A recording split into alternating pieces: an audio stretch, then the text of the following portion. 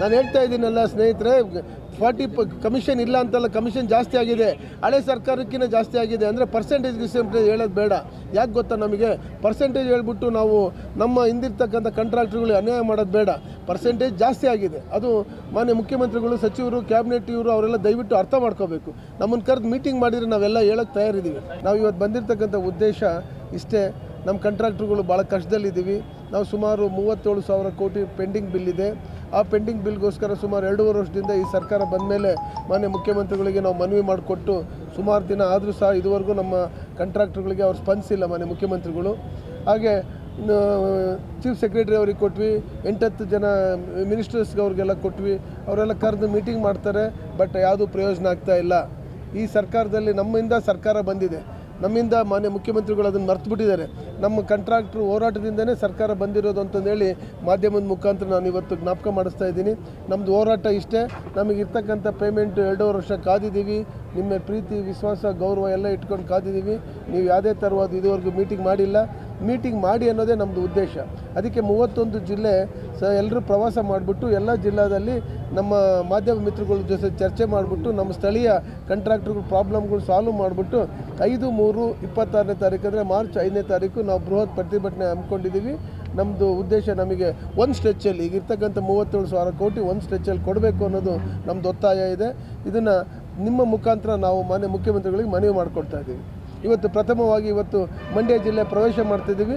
ಈಗ ಎಲ್ಲ ಪ್ರವಾಸ ಮಾಡಿಬಿಟ್ಟು ನಾವು ಎಲ್ಲ 31 ಜಿಲ್ಲೆನೂ ಪ್ರವಾಸ ಮಾಡಿಬಿಟ್ಟು 5ನೇ ತಾರೀಕು ನಾವು ಸ್ಟ್ರೈಕ್ ಕೂತ್ಕೊಳ್ಳೋ ಕೆಲಸಗಳು ನಿಲ್ಲಿಸ್ಬಿಟ್ಟು, ನಾವು ಮಾಡ್ತಕ್ಕಂಥ ಕಾಮಗಾರಿಗಳು ನಿಲ್ಲಿಸ್ಬಿಟ್ಟು 5ನೇ ತಾರೀಕು ಸ್ಟ್ರೈಕ್ ಕೂತ್ಕೊತಾ ಇದೆ. ನಾವು ಮಂಡ್ಯ ಜಿಲ್ಲೆಯಲ್ಲಿ ಎಷ್ಟು ಬಾಕಿ ಇದೆ? ಮಂಡ್ಯ ಜಿಲ್ಲೆಯಲ್ಲಿ 900 ಕೋಟಿ ರೂಪಾಯಿ ಬಾಕಿ ಇದೆ. ಈಗ ನಮ್ಮ ಉಪಾಧ್ಯಕ್ಷರು ಹೇಳಿದಂಥ ಪ್ರಕಾರ, ಯತಿರಾಜ್ ಹೇಳಿದ ಪ್ರಕಾರ ಅದರಲ್ಲಿ 900 ಕೋಟಿ ರೂಪಾಯಿ ಬಾಕಿ ಇದೆ. PWD 250 ಕೋಟಿ ಇದೆ. ಪಕ್ಕದಲ್ಲಿ KNNL ಅದೊಂದು 250 ಕೋಟಿ ಇದೆ. ಮತ್ತು PRED ಅವೆಲ್ಲ ಸೇರಿದರೆ KHSDP, ಹೆಲ್ತ್ ಸಿಸ್ಟಮ್ ಅವೆಲ್ಲ ಸೇರಿದರೆ 900 ಕೋಟಿ ಬರೀ ಮಂಡ್ಯ ಜಿಲ್ಲೆಯಲ್ಲೇ ಇದೆ.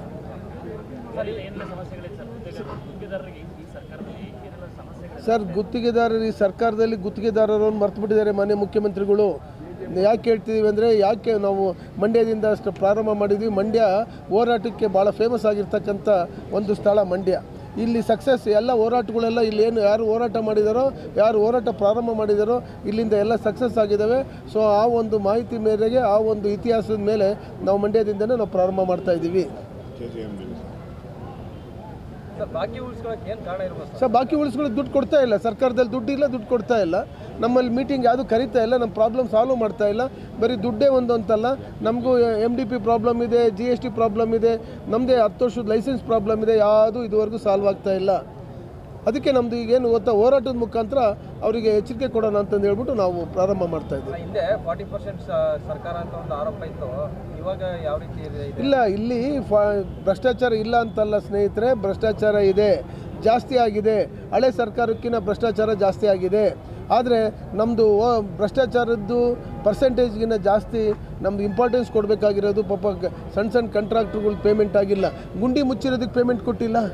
ಗುಂಡಿ ಮುಚ್ಚೋದಕ್ಕೆ, ನಮ್ಮದು ರೋಡಿನ ಗುಂಡಿ ಮುಚ್ಚೋದಕ್ಕೆ, ಸಣ್ಣ ಮೇಂಟೆನೆನ್ಸ್ ವರ್ಕ್ ಕೆಲಸ ಮಾಡಿರೋದಕ್ಕೆ, ಈ ಬಿಲ್ಡಿಂಗ್ಗಳು ಸುಣ್ಣ ಬಣ್ಣ ಹೊಡೆದಿರೋದು, ಅದೇ ದುಡ್ಡು ಕೊಡ್ತಾ ಇಲ್ಲ ಸರ್ಕಾರ. ಯಾಕೆ ಕೊಡ್ತಾ ಇಲ್ಲ ಅಂತ ಕೇಳೋದೇ ನಿಮ್ಮ ಮಾಧ್ಯಮದ ಮುಖಾಂತರ ನಾವು ಎಲ್ಲ ಜಿಲ್ಲಾ ಪ್ರವಾಸ ಮಾಡಿಬಿಟ್ಟು ಹೋರಾಟ ಮಾಡೋದೇ ಇದ್ರ ಉದ್ದೇಶ ಅಷ್ಟೇ. ನಿಮ್ಮ ಹೋರಾಟದಲ್ಲಿ ಎಷ್ಟು ಜನ ಭಾಗವಹಿಸ್ತಾರೆ? ನಮ್ಮ ಹೋರಾಟ, ನಮಗೆ 1.5 ಲಕ್ಷ ಜನ ನಮ್ಮ ಕಾಂಟ್ರಾಕ್ಟ್ರುಗಳು ನಮ್ಮ ಹಿಂದಿದ್ದಾರೆ. ನಾವು ಈಗೇನು ನಮ್ಮ ರಾಜ್ಯ ಪ್ರವಾಸ ಕೇಂದ್ರ ಸಂಘದಿಂದ ನಾವೇನು ಕಾರ್ಯಾಧ್ಯಕ್ಷರು, ಉಪಾಧ್ಯಕ್ಷರು, ಜಂಟಿ ಕಾರ್ಯದರ್ಶಿಗಳು, ನಾವೆಲ್ಲ ಡೈರೆಕ್ಟ್ರುಗಳು ನಾವೆಲ್ಲ ಏನು ಬರ್ತಿದ್ದೀವಲ್ಲ, ನಾವು ಸುಮಾರು ಅವತ್ತು 25,000 ಜನ ಸೇರುವಂಥ ಕೆಲಸ ಮಾಡ್ತಾರೆ. ನಮ್ಮ ಫ್ರೀಡಮ್ ಪಾರ್ಕ್ ಬೆಂಗಳೂರಲ್ಲಿ 5ನೇ ತಾರೀಕು 5/3/26 ಗುರುವಾರ ಬೆಳಿಗ್ಗೆ ಫ್ರೀಡಮ್ ಪಾರ್ಕಲ್ಲಿ ನಾವು 25,000 ಜನ ಸೇರಿಸ್ಬಿಟ್ಟು ದೊಡ್ಡ ಪ್ರತಿಭಟನೆ ಸರ್ಕಾರದ ವಿರುದ್ಧವಾಗಿ, ನಮ್ಮದು ಪೇಮೆಂಟ್ ಕೊಡಿ ಅಂತಂದೇಳಿ ಸಾಂಕೇತಿಕವಾಗಿ ಶಾಂತಿಯುತವಾಗಿ ನಾವು ಮುಷ್ಕರ ಮಾಡಬೇಕು ಅಂತ ಅಂದ್ಕೊಂಡಿದ್ದೀವಿ ಸ್ನೇಹಿತರೆ. ನಾನು ಹೇಳ್ತಾ ಇದ್ದೀನಲ್ಲ ಸ್ನೇಹಿತರೆ, 40 ಕಮಿಷನ್ ಇಲ್ಲ ಅಂತಲ್ಲ, ಕಮಿಷನ್ ಜಾಸ್ತಿ ಆಗಿದೆ.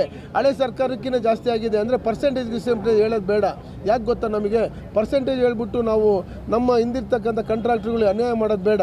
ಪರ್ಸೆಂಟೇಜ್ ಜಾಸ್ತಿ ಆಗಿದೆ. ಅದು ಮಾನ್ಯ ಮುಖ್ಯಮಂತ್ರಿಗಳು, ಸಚಿವರು, ಕ್ಯಾಬಿನೆಟ್ ಇವರು ಅವರೆಲ್ಲ ದಯವಿಟ್ಟು ಅರ್ಥ ಮಾಡ್ಕೋಬೇಕು. ನಮ್ಮನ್ನು ಕರೆದು ಮೀಟಿಂಗ್ ಮಾಡಿದರೆ ನಾವೆಲ್ಲ ಹೇಳೋಕ್ಕೆ ತಯಾರಿದ್ದೀವಿ.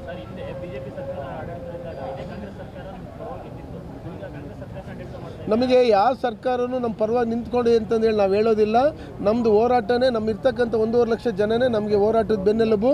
ನಮಗೆ ಆ ಸರ್ಕಾರ ಈ ಸರ್ಕಾರ BJP JDS ಕಾಂಗ್ರೆಸ್ ಅಂತ ಇಲ್ಲ.